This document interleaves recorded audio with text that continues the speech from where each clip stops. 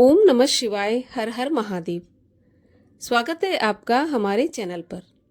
आज के इस वीडियो में आप सुनेंगे सोमवार व्रत की कथा। हमारे चैनल पर सभी प्रकार की व्रत कथाएं सुनाई जाती हैं, तो आप हमारे चैनल को सब्सक्राइब करके बेल आइकन पर प्रेस कर लें और आज की कथा अच्छी लगे तो लाइक करें और शेयर करें।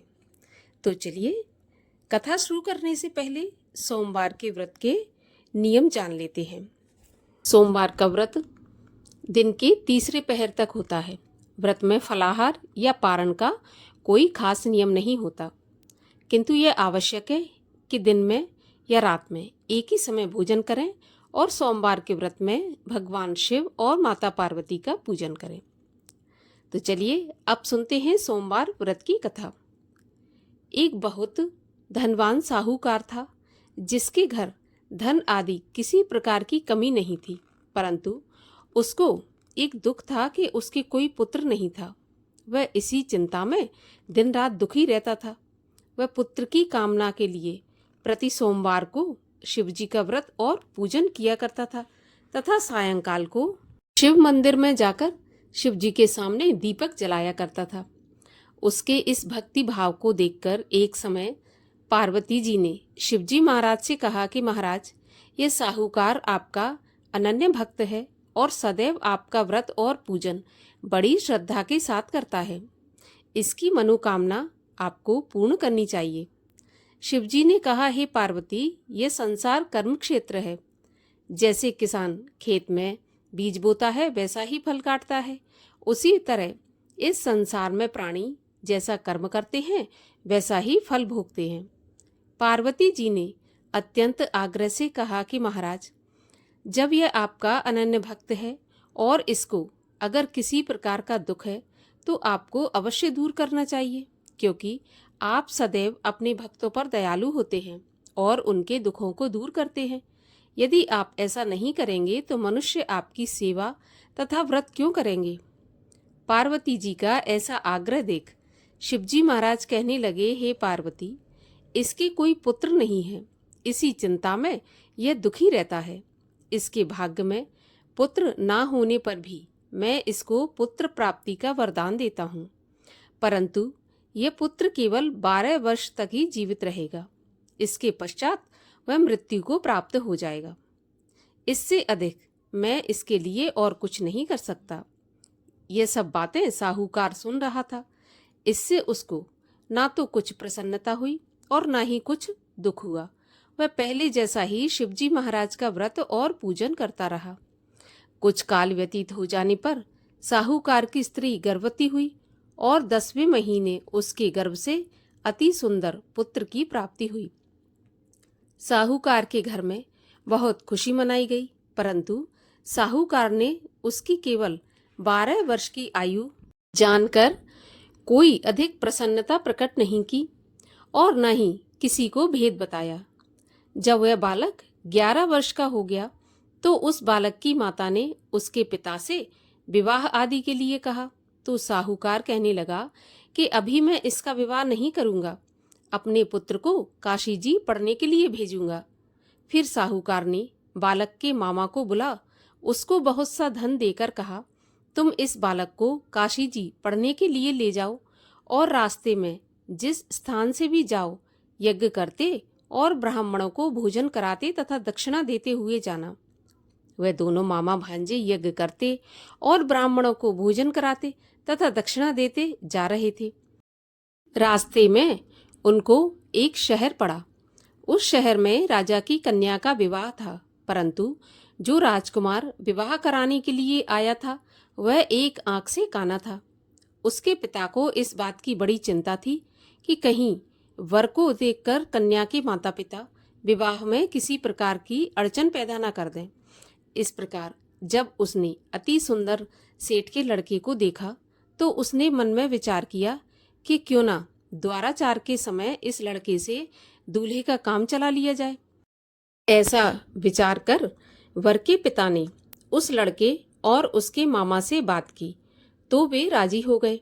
फिर उस लड़के को वर के कपड़े पहनाकर घोड़ी पर चढ़ाकर दरवाजे पर ले गए और सब कार्य प्रसन्नता से पूर्ण हो गया। फिर वर के पिता ने सोचा कि यदि विवाह कार्य भी इसी लड़के से करा लिया जाए तो क्या बुराई है।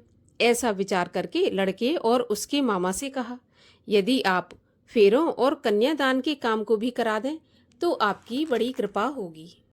मैं इसके बदले आपको बहुत कुछ धन दूंगा। उन्होंने स्वीकार कर लिया। विवाह कार्य भी बहुत अच्छी तरह संपन्न हो गया। परंतु जिस समय लड़का जाने लगा तो उसने राजकुमारी की चुंदरी के पल्ले पर लिख दिया कि तेरा विवाह तो मेरे साथ हुआ है, परंतु जिस राजकुमार के साथ तुमको भेजेंगे वह एक आंख से काना है। मैं काशी जी पढ़ने जा रहा हूँ। लड़के के जाने के बाद राजकुमारी ने जब अपनी चुंदरी पर ऐसा लिखा पाया तो उसने कानी राजकुमार के साथ जाने से मना कर दिया और कहा कि यह मेरा पति नहीं है, मेरा विवाह इसके साथ हुआ ही नहीं है। जिससे मेरा विवाह हुआ है वह तो काशी जी पढ़ने गया है। राजकुमारी के माता पिता ने अपनी कन्या को विदा नहीं किया और बारात वापस चली गई। उधर सेठ का लड़का और उसका मामा काशी जी पहुंच गए। वहां जाकर उन्होंने यज्ञ करना और लड़के ने पढ़ना शुरू कर दिया। जब लड़के की आयु 12 साल की हो गई, उस दिन उन्होंने यज्ञ रच रखा था। लड़के ने अपने मामा से कहा, मामा जी आज मेरी तबीयत कुछ ठीक नहीं है। तो मामा ने कहा, अंदर जाकर सो जाओ। लड़का अंदर जाकर सो गया और थोड़ी देर में उसके प्राण निकल गए। जब उसके मामा ने आकर देखा कि वह मृत पड़ा है तो उसको बड़ा दुख हुआ और उसने सोचा कि अगर मैं अभी रोना पीटना मचा दूंगा तो यज्ञ का कार्य अधूरा रह जाएगा। अतः उसने जल्दी से यज्ञ का कार्य समाप्त करके ब्राह्मणों के जाने के बाद रोना पीटना आरंभ कर दिया। संयोगवश उसी समय शिव पार्वती जी उधर से जा रहे थे। जब उन्होंने जोर जोर से रोने की आवाज सुनी तो पार्वती जी कहने लगी, महाराज कोई दुखिया रो रहा है, इसके कष्ट को दूर कीजिए। जब शिव पार्वती ने जाकर देखा तो वहां एक लड़का मरा पड़ा था। पार्वती जी कहने लगी, महाराज यह तो उसी सेठ का लड़का है जो आपके वरदान से हुआ था।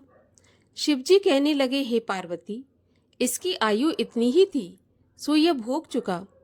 तब पार्वती जी ने कहा, हे महाराज इस बालक को और आयु दो, नहीं तो इसके माता पिता तड़प तड़प कर मर जाएंगे। पार्वती जी के बार बार आग्रह करने पर शिवजी ने उसको जीवन का वरदान दिया और शिवजी महाराज की कृपा से लड़का जीवित हो गया। शिव पार्वती कैलाश पर चले गए। शिक्षा पूर्ण होने पर वह लड़का और उसके मामा उसी प्रकार यज्ञ करते, ब्राह्मणों को भोजन कराते तथा दक्षिणा देते अपने घर की ओर चल पड़े। रास्ते में उसी शहर में आए जहां उसका विवाह संपन्न हुआ था। वहां पर आकर उन्होंने यज्ञ आरंभ कर दिया तो उस लड़के के ससुर ने उसको पहचान लिया और अपने महल में ले जाकर उसकी बड़ी आवभगत की। साथ ही बहुत से दास दासियों सहित आदर पूर्वक लड़की और जमाई को विदा कर दिया। जब वे अपने शहर के निकट आए तो मामा ने कहा, मैं पहले घर जाकर खबर देकर आता हूँ। जब उस लड़के का मामा घर पहुंचा तो लड़के के माता पिता घर की छत पर बैठे थे और उन्होंने यह प्रण करके रखा था कि यदि हमारा पुत्र कुशलता के साथ लौट आया तो हम राजी खुशी नीचे आ जाएंगे, नहीं तो छत से गिरकर अपने प्राण दे देंगे। इतने में उस लड़के के मामा ने आकर यह समाचार सुनाया कि आपका पुत्र आ गया है, तो उनको विश्वास नहीं आया। उसके मामा ने शपथ पूर्वक कहा कि आपका पुत्र अपनी पत्नी और बहुत सारे धन के साथ आया है। तो सेठ ने आनंद के साथ उसका स्वागत किया और सब बड़ी प्रसन्नता के साथ रहने लगे। इस प्रकार जो कोई भी सोमवार के व्रत को धारण करता है अथवा इस कथा को पढ़ता और सुनता है, उसकी समस्त मनोकामनाएं पूर्ण होती हैं तथा इस लोक में सुख भोग कर अंत में सदाशिव के लोक को प्राप्त होता है। भगवान शिव की आरती। ओम जय शिव ओमकारा, स्वामी हर शिव ओमकारा, ब्रह्मा विष्णु सदा शिव अर्धांगी धारा। ओम जय शिव ओमकारा, एकानन चतुरानन पंचानन राजे, हंसानन गरुड़ासन वृषवाहन साजे। ओम जय शिव ओमकारा, दो भुज चार चतुर्भुज 10 भुज ते सोहे, तीनों रूप निरखता त्रिभुवन जन मोहे। ओम जय शिव ओमकारा, यक्षमाला वनमाला